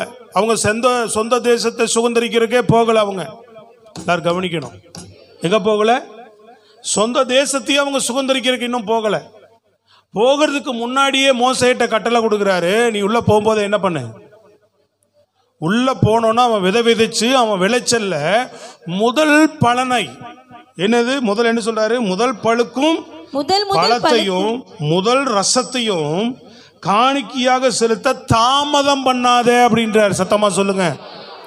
முதல் பலனை கொண்டு வா. முதல் பலன் இருக்கட்டும், 2வது பலன்ல கொடுப்போம், 2வது அறுவடையில கொடுப்போம், 3வது அறுவடையில கொடுப்போம், அப்புறமா கொடுப்போம் அப்படின்னு நீ காணிக்கை என்ன செய்யாத? கொடுப்பதற்கு தேவ ராஜ்யத்திற்கு கொடுக்க வேண்டிய காணிக்கைகளை, தசம பாகங்களை என்ன பண்ணாத? சத்தமா சொல்லுங்க. எப்படி கொடுக்க கூடாது? தாமதமாய் கொடுக்க கூடாதுன்றார் ஆண்டவர். கர்த்தர் நமக்கு கொடுத்த ஆசீர்வாதத்துல முதல்ல கர்த்தருடைய சமூகத்துக்கு என்ன பண்ணணுமா? கரங்களை வைத்து சத்தமாய் சொல்லுங்க. கரங்களை வைத்து அல்லேலூயா. அநேகர் என்ன பண்றதே இல்லை. தன்னுடைய வருவாயில தன்னுடைய கர்த்தர் தருகிற நமக்கு கொடுக்கிற ஆசீர்வாதம், அதாவது இந்த விசுவாசம் இருந்தாதான் விதைக்கணும். ஆண்டவரே நிறைய இடங்கள்ல சொல்லியிருக்கிறார், நல்லா கவனிங்க. மனப்பூர்வம் உள்ளவனிடத்துல கேட்டு வாங்கன்னு சொல்லியிருக்கிறார் மோசையின் இடத்துல. அதே போல மனப்பூர்வம் உள்ளவன் கொடுக்க கடவன் சொல்லியிருக்கு வசனம். இன்னொரு இடத்துல உற்சாகம் உள்ளவன் கொடுக்க கடவன் சொல்லியிருக்கிறார். கரங்களை வைத்து சத்தமாய் சொல்லுங்க. கொடுக்கும் போதே கர்த்தருக்கு எப்படி கொடுக்கணும்? தாமதம் பண்ணாம கொடுக்கணும், மனப்பூர்வமா கொடுக்கணும், உற்சாகம் உள்ளவர்களாக கர்த்தருக்கு கொடுக்கிறவர்களாக இருக்க வேண்டும். கரங்களை உயர்த்தி நல்ல சத்தமா பிரைஸ் காட், அல்லேலூயா. அப்ப அநேகர் இன்றைக்கும் தன்னுடைய வருவாயில் என்ன பண்றது இல்லை? கர்த்தருக்கு செலுத்த வேண்டிய காணிக்கைகளை, தசம பாகங்களை நாம் என்ன செய்வதில்லை? உண்மையுள்ளவர்களாய் செலுத்துவதே கிடையாது. கரங்களை உயர்த்தி அல்லேலூயா சொல்லுங்க. அநேகர் உண்மையுள்ளவர்களாக இருந்தாலும் அநேகர் இந்த விஷயத்தில் என்ன செய்யறது இல்லை? ஒரு கூட்டம் தான் ஜெபிக்குது, ஒரு கூட்டம் ஜெபிக்கிறது இல்லை. ஒரு கூட்டம் தான் சுவிசேஷம் சொல்லுது. அப்ப நம்ம ஒரு கூட்டம் பரலோகத்துக்கு போனா ஒரு 2 பேர்ல ஒருத்தன் தான் போவான், ஒருத்தன் போக மாட்டான்னு சொல்றாரு. அதுல நம்ம ஒரு ஆளா இருந்துடலாமா? ஹலோ சொல்லுங்க. வசனத்துக்கு நம்ம எல்லாவற்றுக்கும் என்ன செய்கிறவர்களா இருக்கணும்? சத்தமா சொல்லுங்க. சபை கூடி வருதலை விட்டு விடாது இருக்கிறது போல, ஜெபம் பண்ணுவதிலே நம்ம விட்டு விடாது இருக்கிறது போல, சுவிசேஷத்தை நாம் அறிவிக்கிறதுல விட்டு விடாது இருக்கிறது போல, தேவ ராஜ்யத்துக்கு விதைக்கிறதுல கர்த்தர் சொல்றது பாருங்க, தாமதம் பண்ணாமல். சத்தமா சொல்லுங்க. எப்படி சொல்றார் ஆண்டவர்? தாமதம் பண்ணாமல் நீ கர்த்தருடைய சமூகத்துக்கு நீ கொடுக்க வேண்டியதை என்ன செய்யணும்? காணிக்கைகளை கொண்டு வந்து கொடுக்கும்படி இஸ்ரவேல் புத்திரருக்கு சொல்லு. கவனிக்கிறீங்களா அங்க வசனத்தை? ஹலோ, வசனத்தை கவனிக்கணும். பிரைஸ் காட், அல்லேலூயா. இன்னைக்கு கர்த்தருடைய காரியங்களை, சில விஷயங்களை நடக்க முடியலன்னு சொல்லி தேவனை விடுவதோ சபையை விடுவதோ இன்னும் அதை விட பயங்கரமான கேடு. சில பேரை நான் கவனிக்கிறேன், சில பேரெல்லாம் நமக்கு தெரியும். அவங்க அதிகபட்சம் சில பேர் உணராமையே இருக்கிற, அப்படியே பரவாயில்ல, அது அப்படிதான், நல முடியாது, அப்படியே மீறியும் வந்துட்டும் போயிட்டும் அப்படியே அறகுறையா இருப்பாங்க. ஆனால் இதெல்லாம் எதுக்குன்னா, தேவனுடைய வசனங்கள் ஒன்றொன்றுக்கும் நம்ம கீழ்ப்படிய வசனங்களை நினைக்கிறதுக்கெல்லாம் நான் செய்கிறேன்னா, இதுதான் ஒரு புதிய மனுஷனுக்குள்ள நீங்க உருவாயிட்டே வர முடியும். பழைய மனுஷன் என்ன செய்வான்? உங்களை சபைக்கு போக விடாதபடி அடவுடியா சோம்பல். புதிய மனுஷன் என்ன பண்ணும்? புதிய மனுஷன், ரட்சிக்கப்பட்ட மனுஷனை கர்த்தரை ஆராதிக்க போவேன், கர்த்தருடைய வார்த்தையை நான் கேட்க போவேன். புரியுதா? அப்ப பழைய மனுஷனுக்கு இடம் கொடுக்காம தள்ளி விட்டு செயல்படணும். அப்ப புதிய மனுஷன் ஜெபிக்கிறதுக்கு பழைய மனுஷன் தூங்குடாம்பா. புதிய மனுஷன், ரட்சிக்கப்பட்ட புதிய மனுஷன் ஜெபம் பண்ணு. சத்தமா சொல்லுங்களே. அப்ப பழைய மனுஷனை தள்ளிட்டு புதிய மனுஷனுக்கு இடம் கொடுத்து என்ன பண்ணோம்? எழுந்து நீ ஜெபிக்கும் போது கர்த்தர் உன்னோடு பேசுவார், உனக்கு வேண்டிய கிருபையை தருவார், உன்னிடத்துல வருவார் அவர், இல்லையா? பழைய மனுஷன் என்ன பண்ணுவான்? வெட்கப்படுவான். கிறிஸ்துவன்றதையே நீ மறைத்துக்க பார்ப்பான். சொல்றது விளங்குதாங்க? ஒரு செல்லுல சினிமா பாட்டு வைக்கிறதுக்கு வெட்கப்படலை. ட்ரிங்க் டோன் வந்தா என்ன வரும்? சினிமா பாட்டு வரும். அதுக்கு வெக்கம் இல்லை. எல்லாரும் வச்சுக்கிறாங்க, அதனால நானும் வச்சா வெக்கம் இல்லை. ஆனால் ஆண்டவர் பாட்டு வச்சா வெக்கம் சில பேருக்கு. நான் எதுவுமே வைக்கிறது இல்லை, ஆரம்பத்தில் தெரியல, வைக்கிறது இல்லை. சில பேர் சினிமா பாட்டு வச்சிருப்பான். பாட்டு மியூசிக் வந்தால் சினிமா பாட்டு. ஒரு விசுவாசி செல்லில் ரிங்டோனில் நீ சினிமா பாட்டு வச்சிங்கன்னா ரொம்ப கேவலம், அவமானமான ஒரு காரியம். அல்லேலூயா. அது ரொம்ப நம்ம இன்னும் மோசமான நிலையில் இருக்கிறோன்னு அர்த்தம். சினிமா ரிங்டோன் வச்சுருக்கிறேன், நல்லா போட்டு வாக்கு இதை போட்டு சினிமா பாட்டு கேட்டுட்டு இருக்கிறேன்னா ரொம்ப அது அபத்தமான ஒரு காரியம். அவன் எங்கேயோ இருக்கிறாங்கன்னு அர்த்தம். வசனத்தை கவனிக்கிறீங்களா இல்லையா? ஹலோ. சினிமா பாட்டு பாடுறதும் சினிமா பாட்டு கேட்டுக்கிட்டு இருக்கிறதும் அல்லேலூயா, இதெல்லாம் ரொம்ப ஆண்டவருக்கு பிரியமில்லாத காரியங்களா. பழைய மனுஷன் தான் அதெல்லாம் விரும்புவான். அதான் சொல்றது, அதெல்லாம் நீங்க வெளியில தள்ளி தள்ளி என்ன செய்யணும்? புதிய மனுஷனுக்கு நம்ம இடம் கொடுத்துக்கிட்டே வரணும். ஸ்தோத்திரம். அல்லேலூயா. நல்ல கரங்களை வைத்து சொல்லுங்க. இதெல்லாம் வசனம், இதெல்லாம் சத்தியம். இதெல்லாம் தான் நம்மளை உருவாக்கும், இதெல்லாம் தான் நம்மளை மறுரூபப்படுத்தும். கரங்களை வைத்து நல்லா நான் உங்களை சொல்லலாம், இதெல்லாம் எதுவுமே இல்லை. ஆனாலும் ஆண்டவர் உங்களை வாழாக்காமல் தலையாக்குவேன் என்று சொல்லுகிறார். கரங்களை தட்டி அல்லேலூயா சொல்லுங்க. என்ன வரும்? ஓ பிரைஸ் தி லார்ட் அப்படின்னு. வெளியில போனா வாலும் வந்திருக்காது, தலையும் வந்திருக்காது. சொல்லுங்க பார்ப்போம். அதை வேற இழுத்து குரலெல்லாம் பஞ்சிங் பண்ணி என்ன பண்ணலாம்? சொன்னா சொல்லதான் போறோம் இல்லைங்களா? சொல்லுங்க. ஆண்டவர் சொல்லு, இன்னைக்கு இந்த பிள்ளைகளை நான் வாழாக்காம தலையாக்குவேன்னு சொல்லு அப்படின்னா சொல்லதான் போறோம். பயப்படாதே, உன்னோடு கூட கர்த்தர் இருக்கு. சொன்னா சொல்ல போறோம். கையை வைத்து சொல்லுங்க. நமக்கு என்ன ஆவியானவர் இடைப்படுறார். நேற்று நான் வார்த்தை எடுத்து வச்சுட்டு வந்து உட்கார்றேன். நேற்று வசனம், அந்த பைபிள் ஸ்டடியில் ஃபஸ்ட்டு வார்த்தையே மத்தேயு தான் எடுத்து படிக்கிறார். நான் செய்தி எடுத்துட்டேன் முன்னாடியே. அல்லேலூயா. செய்தி எடுத்து தான் வந்து உட்காந்து அவர் ஃபஸ்ட்டு வார்த்தையே தான் படித்தார். எது? மத்தேயு 7ஆம் அதிகாரத்தில் தான் இந்த வசனத்தின் மேல் கட்டப்படுகிறவன் கண்மலையின் மேல் கட்டப்படுகிறான், அந்த வார்த்தை தான் எடுத்து பேசுகிறார். அதுலேருந்து தான் கொண்டு போனாரே நேற்று. கரங்களை வைத்து சத்தமாக சொல்லுங்கள். இன்னும் ஒரு எவ்வளோ முறை கேட்க முடியுமோ, ஜபத்துக்கு முன்னாடியும் கேட்டு ஜபத்துக்கு பின்பும் வசனத்துக்கு ஆண்டவரே சரிதானா, எப்படி பேசணும்னு ஸ்டேஜில் நிற்கிற வரைக்கும் கேட்டு தான் உங்கள் மத்தியில் வசனம். இது மாத்திரம் இல்லை, எந்த வார்த்தை கொடுத்தாலும் அப்படி தாங்க பேசுகிறோம். கைகளை வைத்து சத்தமாய் சொல்லுங்க. சுயமாக எடுத்து, ஒரு அறிவுபூர்வமாக எடுத்து, நம்மளாக உட்காந்து ஒரு வசனம் இதெல்லாம் சொல்லுவோன்னு எடுத்து பேசினா, நான் சொல்லிட்டு இருக்கிறேன், நான் பரலோகம் போக முடியாது, நாங்கள் பரலோகம் போக முடியாது. கையை வைத்து சத்தமாய் சொல்லுங்க. இதெல்லாம் சபை விளங்கி கொள்ள வேண்டும். பாஸ்டர் சொல்றார், பாஸ்டர் பேசுறான்னு நினைக்கிறீங்க? ஜெபத்தில் உட்காந்து ஆண்டவர் இருதயத்தில் என்ன வார்த்தை உணர்த்துறாரோ, என்ன அடிப்படையில் பேசுறாரோ அதை சொல்லணும். இந்த வார்த்தை தியானத்தில் 4 கோணம் வருது வார்த்தை, என்ன கவனிக்கணும். ஹலோ, கவனிக்கிறீங்களா? கையை வைத்து நல்லா சத்தமா சோத்திரம். நல்லா சத்தமா கையை உயர்த்தி 4 கோணத்தில் வரும். அதை எந்த கோணத்தில் ஆவியானவர் சொல்ல அனுமதிக்கிறாரோ அதை மட்டும்தான் செய்தியை எடுக்கிறது. இந்த பக்கம் பார்த்தா அசைக்கப்படுவதில்லை, தாவீது இருக்கிறார். உன் வீடும் ராஜ்யம் என்றென்றைக்கும் எனக்கு முன்பாக நிலைத்திருக்கும். அப்போ என்னைக்கும் அவன் வாழ்க்கை அசைக்கப்படாத ஒரு வாழ்க்கை, வசனத்துக்கு தன் வாழ்க்கையை ஒப்பு கொடுத்த தாவீதினுடைய வாழ்க்கை வருது. இந்த பக்கம் ஒரு செய்தி வருது, புரியுதுங்களா? ஆபிரகாம் ஆண்டவர் சொன்னதெல்லாம் கேட்ட ஒரு வார்த்தையின்படி நடந்தவன். அவனுக்கு சொல்றார், உன் சந்ததியை வானத்து நட்சத்திரத்தை போல பூமியின் திரளான கடற்கரை மணலை போல உன்னை பெருக பண்ணுவேன். உன் சந்ததி எனக்கு முன்பாக எப்போ நிற்கும். அவன் வார்த்தையின்படி நடந்தவனுக்கு ஒரு வாக்கு கொடுக்குறார். சொல்றது விளங்குதாங்க? பவுல் ஆண்டவர் சந்தித்த உடனே தன்னை விட்டு கொடுத்தவன். சொல்றது விளங்குதாங்க? தன்னை விட்டு கொடுத்தவர். அவன் வாழ்க்கை அப்படி விட்டு கொடுத்தனால அசைக்கப்படாம அவன் வாழ்க்கை எப்படிலாம் நடத்தினார். வசன செய்தி வருது, இதுவும் வருது, பேதுரும் வருது. எதை அனுமதிக்கிறாரோ அதான் சொல்றேன். கையை உயர்த்தி நல்லா சத்தமாக சொல்லுங்க பாப்போம். செய்தி எடுத்தால் ஒரு வசனத்திலேருந்து எவ்வளோ சில நேரம் பார்த்தீங்கன்னா அப்படி நிறையா வேடுகள் உள்ளே வரும். அதில் ஆவியானவர் எதை அனுமதிக்கிறாரோ ஜெபத்தில் இருதயத்தில் உணர்த்தப்படுறோமோ அதை உங்கள் சமூகத்துக்கு முன்பு அதை நீங்கள் நல்லா கவனிங்க. அதை நீங்கள் ஏற்றுக்கொள்ளும். நல்ல நிலமாக இருந்தால் ஏற்றுக்கொள்ளும். நீங்கள் உணர்ந்தீங்கன்னா உங்கள் வசனம் உங்கள் இருதயத்தில், உணராமல் போனீங்கன்னா வெளியே போகும்போதே பொல்லாங்கன் பிசாசு வார்த்தையை பிடுங்கிறதுக்கு ஒரு நாள் விட்டு கொடுக்காதீங்க. கரங்களை தட்டி நல்லா சத்தமாக சொல்லுங்க. அடுத்து பார்க்கும்போது பாருங்க, மத்தேயு 6:17 வேகமாக இன்னும் ஒரு 2-3 காரியங்களை மாத்திரம். நிறையா நான் சொன்னேன், அநேக விஷயங்கள் சொல்லிக்கிட்டே போகலாம். வசனத்தை நினைக்கிறதுக்குன்னு அநேகம் சொல்லலாம். 1-2 வார்த்தைகள் மாத்திரம். 6:14 வேகமா.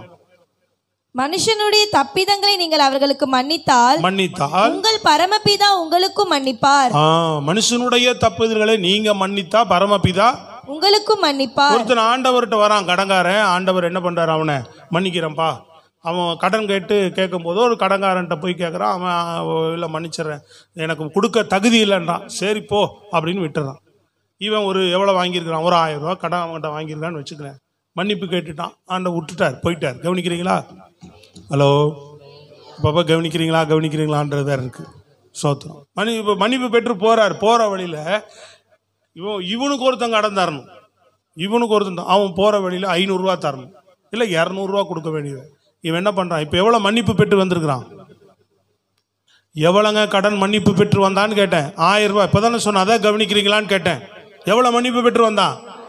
1000 ரூபா அங்கே மன்னிப்பு பெற்று போறான். இவனுக்கு ஒருத்தன் 200 ரூபா தான் தரணும். அவன்கிட்ட போய், டே நீ ஒரு 200 ரூபா தரணும்ல, எனக்கு அதை கொடுன்றான்.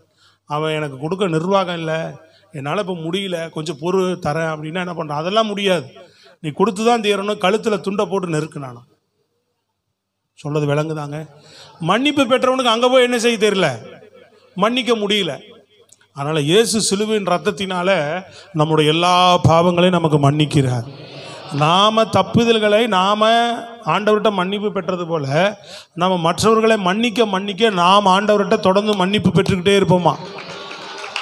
கரங்களை தட்டி சொல்லுங்க பாப்போம். சில பேர் மன்னிப்பு பெற்றமா அடுத்தவனை மன்னிக்க மாட்டான் பாருங்க. அதெல்லாம் ரொம்ப பொல்லாத காரியம். அதெல்லாம் கவனிக்கணும். நீங்க இருதயத்தில் மன்னிப்பு பெற்றவர்கள் என்ன செய்யக்கூடாது? அடுத்தவர்களை போய் மன்னிக்காம இருக்கக்கூடாது. எல்லா வசனத்தையும் பார்க்கணும். நான் ஒன்றில் தான் நிற்கிறேன், ஒன்றில் தான் நடக்கிறேன் கூடாது. இது எல்லா வசனத்தின்படி என் வாழ்க்கை இருக்கிறதா? எதில் தவறுனாலும் உன்னை சீர்படுத்து. இன்றைக்கு ஆவியானவர் தான் நம்மோடு கூட பேசுகிறார். யாக்கோப்பு 4:6 வேக மாட்டேக்குன்னு வாசிங்க. இன்னும் 2 நிமிஷத்தில் முடிக்க விரும்புகிறேன். அவர் அதிகமான கிருபையை அளிக்கிறாரே, ஆதலால் தேவன் பெருமை உள்ளவர்களுக்கு எதிர்த்து நிற்கிறார். எப்படி நிற்கிறார்? பெருமை உள்ளவர்களுக்கு எதிர்த்து நிற்கிறார். தாழ்மை உள்ளவர்களுக்கோ கிருபை அளிக்கிறார் என்று சொல்லி இருக்கிறது. ஸ்தோத்திரம், அல்லேலூயா. பெருமை வரும்போது எவ்வளவு நல்லா கவனிங்க. சத்தியத்தின்படி மனுஷனுக்குள்ள அந்த இருதயத்தை பிசாசு விதைத்தது. இதெல்லாம் பழைய மனுஷனுடைய குணம், பெருமை. என்னங்க ஒரு அல்லேலியா வரமாட்டேங்குது, ஆமேன் வரமாட்டேங்குது, சத்தமே வரமாட்டேங்குது. அல்லேலூயா. வேற மாதிரி பேசினா ஒரே கைத்தட்டு விசிலுமா இருக்கும். சொல்லுங்க அல்லேலூயா. உணர்த்தப்படுற வசனம். அதாவது இப்போ பார்த்தீங்கன்னா ஒரு வீட்டுக்கு போகிறோம். ஓ வாங்க வாங்க, வெல்கம் வெல்கம், நல்லா கைத்தட்டி கூப்பிட்டு உங்களை ஸ்வீட்டு வாயில் வச்சு அப்படிங்கும்போது நம்ம என்னங்க அப்படி என்ன திடீர்னு இப்படிலாம் ஆனால் வாங்க அப்படி இப்படிலாம் பண்ணி ஏதாவது கொடுத்து அப்படி உற்சாகப்படுத்துன என்ன ஆகிடும்? ஒரே குதூகலமாக இருக்கும். இதே காலில் நமக்குள்ளே ஒரு சீல் கட்டியிருக்கு அப்படின்னா என்ன பண்ணோம்? டாக்டர்கிட்ட போனோம்னா அவர் என்ன பண்ண மாட்டார்? வாங்க வாங்க அப்படின்னு ஸ்வீட்டெல்லாம் கொடுத்து கூட மாட்டார். என்ன பண்ணுவார்? ஊசியை போட்டு அப்போ சிரிப்பு வரும் இல்லையா? ஆனால் காலில் அந்த அவர் வாங்க வாங்க அப்படின்னு சொல்லி ஸ்வீட்டெல்லாம் கொடுத்து டாக்டர் உங்கள்கிட்ட போயிட்டு வாங்க, தினமும் ஒரு ஸ்வீட் சாப்பிடுங்க, உங்கள் உடம்பு இந்த கட்டி தானாக கரைஞ்சி போகும் அப்படின்னு என்ன வரும்? ஆஹா எப்படி வரும்? சிரிப்பு வரும். ஆனால் ஸ்வீட் சாப்பிட்டா கட்டி கரைஞ்சு போகாது, இன்னும் கொஞ்சம் பெருசாகும். சத்தமாக சொல்லுங்க. சீல் வச்ச கட்டி என்ன ஆகிடும்? இன்னும் கொஞ்சம் பெருசாகி காலையே தூக்க வேண்டியது வரும். ஆனால் அவர் அப்படி செய்யாமல் என்ன பண்ணுவார்? போன உடனே கத்தி வச்சு கிழிப்பார். ஸ்வீட் கொடுத்தா சிரிப்பு வரும், கத்தியை வச்சா முகம் அப்படியே மாறும். இல்லையா சொல்லுங்க பார்ப்போம். நான் சொன்னேன்ல உங்களுக்கு, காது எனக்கு ரொம்ப பிரச்சனை ஆயிடுச்சு, எனக்கு சீதலை வச்சிருச்சு போலன்ட்டு எனக்கு 2-3 வருஷமாகவே லேசாக இந்த லெஃப்ட் சைடு கொஞ்சம் ப்ராப்ளம் பண்ணிக்கிட்டு தான் இருக்குது. செல்லு வச்சு கேட்க முடியல, லைட்டாக ஏதோ ப்ராப்ளம். போக போக இந்த வருஷத்தில் எனக்கு 2-3 மாதமாக அதிகமாகிடுச்சு. சீதளம் தான் காரணம் அப்படின்ட்டு நான் அப்படியே விட்டுட்டே இருக்கிறேன். வெயில் வரட்டும் பார்ப்போம். அதனால் பாஸ்ட் ஒருத்தர் மாதிரி இருக்க ஒரு டாக்டர்கிட்ட போய் பாருங்கன்னார். போனோம், அதான் டெஸ்ட்டு ஓவராக உள்ளே போய் ஃபார்ம் ஆகிடுச்சு, உள்ளே வரைக்கும் போயிடுச்சு அப்படின்றார். அப்போ க்ளீன் பண்ணும்போது உள்ளே வைக்கும்போது என்ன சொல்கிறாரு, எனக்கு உள்ளே கம்பியை கொண்டு போனால் எப்படி இருக்கும் காதுக்குள்ளே, தானாக நமக்கு எதுவுமே என்ன வந்துடும், இப்படி பக்கத்தில் ஒரு இப்படி கொண்டு வந்தால் நமக்கு அப்படின்னு கண்ணு மூட தானே செய்வோம். உள்ளே வைக்கிறாருனாவே நமக்கு என்ன பண்ணுறது, அப்படின்னு கையை அப்படி கொண்டு போகணும். ஒன்றும் இல்லைங்க, ஒன்றுமே வலிக்காதுன்னார் ஃபஸ்ட். அல்லேலூயா. ஆனால் அவர் உள்ளே வச்சு என்ன பண்ணும்போது ஃபஸ்ட்டு போகும்போது வலி இல்லாத மாதிரி இருக்குது, வலிக்காதுன்னாரு. வலிக்காது போடான்னு சாதாரணமாக இருந்தால் உள்ளே போகிறார். ஓப்பனாக பாருங்கன்னாரு. ஆனால் வேணாயா கையெடு வலிக்குதுன்னு சொன்னோம்னா கஷ்டம். லாஸ்ட்டு வரைக்கும் போய் ஓப்பன் ஆகுதான்னு கேட்குறாரு. அது ஏதோ பிடுங்குறாரு, வலி உயிர் போகுது. புரியுதுங்களா உங்களுக்கு? அப்போ ஏதோ ஒன்று உள்ளேருந்து அந்த ட்ரெஸ்ட்டை எடுத்த உடனே மண்டையில் ஏதோ ஒரு 10 கிலோ வெயிட் இருந்த மாதிரி டம்மான்னு ஓப்பன் ஆயிடுச்சு, காது ஓப்பன் ஆயிடுச்சு. இப்போ 4 நாளாக நிம்மதியாக இருக்கிறேன். சோத்திரம். பாடுபட்டுக்கிட்டு இருந்தவன் 4 நாளாக எப்படி இருக்கிறேன்? சந்தோஷமாக இருக்கிறேன். ரெக்க கட்டி பறக்குது ஐயா அப்படின்ற மாதிரி மனதை என்ன செய்யுது? உண்மையாக அவ்வளவு ஏதோ ஒன்று போட்டு அவ்வளோ சிரமத்தில் இருந்தேன். புரியுதா உங்களுக்கு? அப்போ சரீரத்தில் ஒரு சின்ன பிரச்சனை இருந்தால் கூட உங்கள் வாழ்க்கையில் என்ன ஆகாது? அதுபோல் ஆவிக்குரிய வாழ்க்கையில் சின்ன சின்ன கரைகளை கூட நீங்கள் களைந்து விடுவீர்கள் என்று சொன்னால் உங்கள் வாழ்க்கை சிறப்புள்ளதாக மாறும்.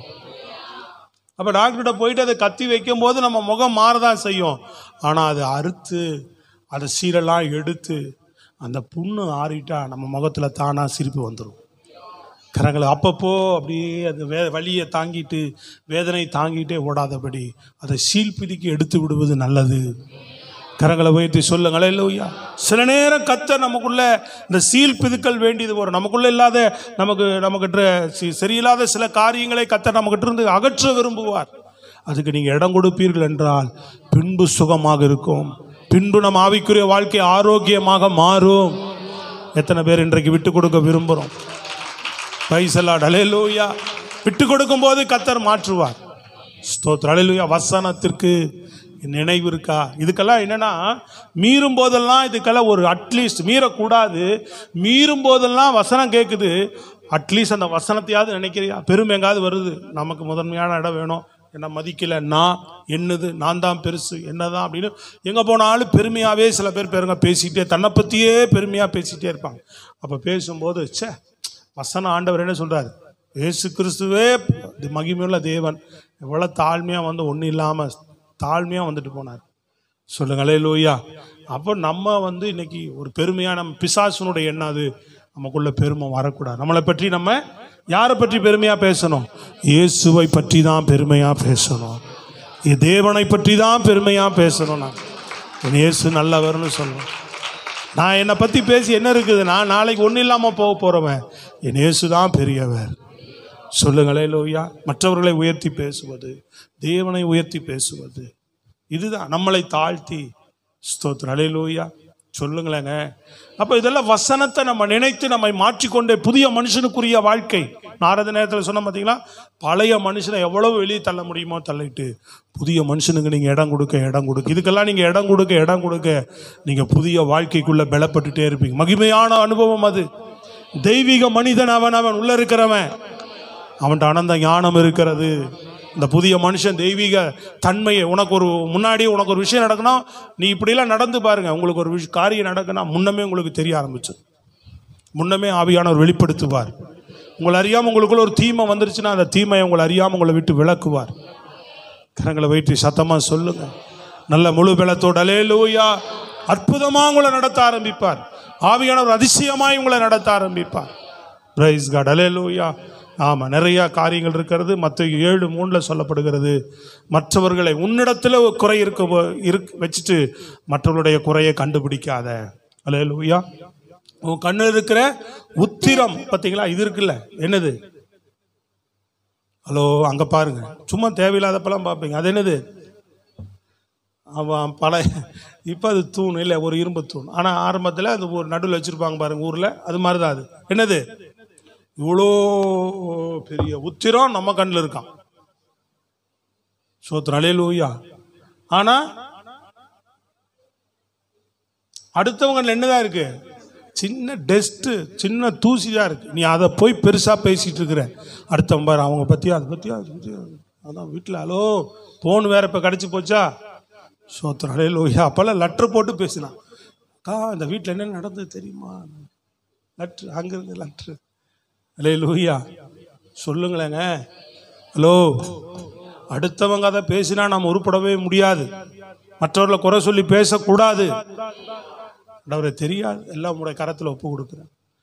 யாராவது தொடர்ந்து, நான் ஒரு ஆள் என்கிட்ட பார்த்தா ஃபோனு போட்டால் குறை பேசுகிறதே பெரும்பாடாக இருக்கு. நான் இந்த மாதிரி ஆளுகளை ரொம்ப யோசிச்சிட்டே இருப்பேன். வெளியில் எங்கே இல்லை, வெளியில். சோத்திரம் அல்லேலூயா. நம்மகிட்ட நீங்களாம் யாரும் ஃபோன் போடுறதே கிடையாது. சோத்திரம். பேசலாம் பேசலாம். நீங்கள் நல்ல விஷயங்களை, உங்கள் குடும்ப காரியங்களை என்கிட்ட ஃபோன் பண்ணி சொல்லலாம். ஏன் யாருமே ஃபோன் பண்ணுறதே இல்லை? ஐயா இதுக்காக ஜெபம் பண்ணுங்க, அதுக்காக ரொம்ப தொல்லை பண்ணிடுறாங்க. நடுராத்திரியில் 12 மணிக்கு ஃபோன் பண்ணி, ஐயா அது மாதிரி இல்லை. உங்கள் காரியங்களை சொல்லுங்கள். ஒரு வீட்டு சூழ்நிலை, தேவைகள், சின்ன சின்ன காரியங்களை தயவு செய்து ஃபோன் பண்ணி சொல்லுங்கள். எங்கள் நாலேஜுக்கு வந்து நாங்கள் ஜெபம் பண்ணுவோம். புரியுதா உங்களுக்கு? அப்போது நம்ம என்ன பண்ணுறோம்? ஃபோன் பண்ணி எப்போ பார்த்தாலும் ஃபோன் போட்டால் அந்த பாஸ் அப்படி, இவர் இப்படி, இது அப்படி, இது அப்படி, இவன் அப்படி குறை பேசிக்கிட்டே இருக்கும். எனக்கு கஷ்டமாக இருக்கும். ஆவியில் இவனை நம்ம இல்லைன்னு ஓவர்டேக் பண்ணால் அவன் நம்மளை கஷ்டப்பட்டுக்குவோம். என்ன பண்ணுறது? ஜெபம் பண்ணிக்கிட்டே இருப்பேன். ஃபோனே போடுறதில்ல தானாக. சோத்திரம் அல்லேலூயா. எனக்குள்ளே ஒரு காரியம் வந்துச்சு. அவர்கிட்ட ஒரு வார்த்தையை போட்டேன். பட்டுன்னு ஒரு அடி அடித்தேன் பாருங்க. ஒரு வார்த்தை ஏதோ ஒன்று தோணுச்சு. ஆவியான உணர்த்தினார். ஒரு வார்த்தையை சொன்னேன் ஃபோனில் பேசும்போது. அதோடு ஃபோன் பண்ணுறதுன்னு நிப்பாட்டார். 1 மாதமாக நிம்மதியாக இருக்கிறேன். அடுத்தவங்களுடைய குறையை கேட்காதபடி கைகளை உயர்த்தி ஒன்றுமே. ஏமா வசந்த தம்பி பிரதர் கேட்குறீங்களா இல்லையா? ஹலோ, கையை உயர்த்தி. அடுத்தவங்களை குறித்து என்ன பண்ணாத, குறை பேசாத. இது இப்படி ஆக்கும், அப்படி ஆக்கும். சோத்திரம் அல்லேலூயா. ஆமாம், நம்மளை பற்றியே, என்னை பற்றியே பேசுகிற ஆளெல்லாம் இருக்குது.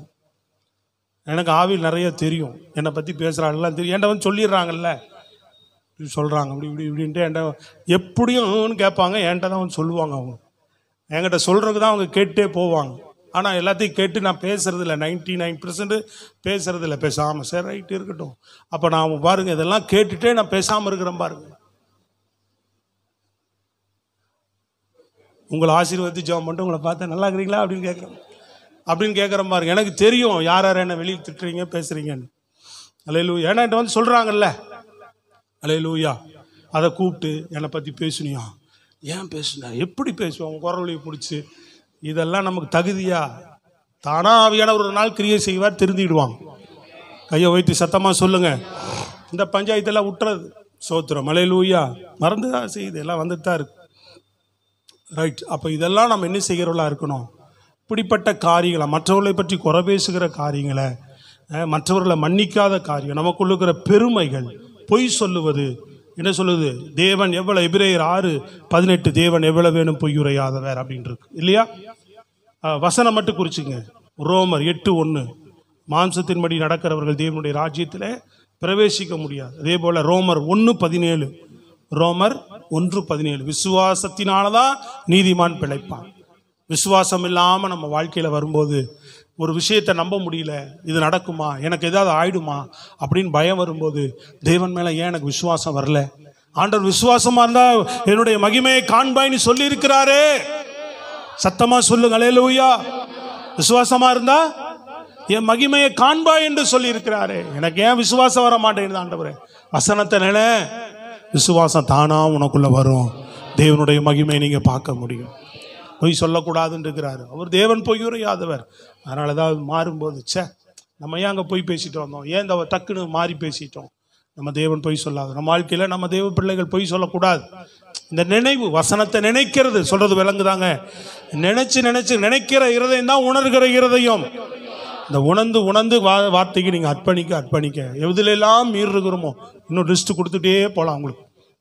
எதுலெல்லாம் மீறுகிறோமோ அதுக்கெல்லாம் நம்ம ஒப்பு கொடுக்க நீங்கள் நிலை நிற்பீர்கள். வசனம் தான் நிற்கும். சொல்லுங்க, வசனத்தின்படி. வசனம் நிற்கணும் என்ன அர்த்தம்? வசனத்தின்படி வாழ்கிறவன் தான் நிலை நிற்க முடியும். அவன் வாழ்க்கை ஒரு நாளும் அசைக்கப்படாது. பெருங்காற்று வந்தாலும் பெரும்புயல். ஏன்னா எதுல நிக்கிற? நீ தேவ வசனத்தில் நிக்கிறீங்க. மகா வலிமை உள்ளது. அது எந்த சூழ்நிலையிலும் உன்னை அசைத்து விடாது, எந்த காரியத்திலும் உன்னை சேதப்படுத்தி விடாது. அதனால வசனத்துக்கு உங்க வாழ்க்கை அதிகமாக அர்ப்பணிங்க. வசனத்தின் மேல் உங்க வாழ்க்கையை கட்டி எழுப்புங்க. அதுக்கு உணருங்க. அந்த உணர்வுள்ள இருதயத்தை ஆண்டவர்கிட்ட கேளுங்க. வசனங்கள் எல்லாம் தள்ள தட்டிட்டு போகக்கூடாது. வசனங்கள் வரும்போதெல்லாம் எல்லாம் இப்படி அப்படின்னு ஒரு நாள் நினைக்காதீங்க. இல்லை ஆண்டவரே, உங்கள் வசனத்தின்படி நான் நடக்கணும், எனக்கு உதவி செய்யுங்கன்னு கேட்டு கிருபையை கேட்டு ஆண்டவர்கிட்ட ஒப்பு கொடுங்க. கர்த்தர் உதவி செய்வார். எழுந்து நின்று ஜெபிப்போமா? Thank you Lord. நன்றி அப்பா.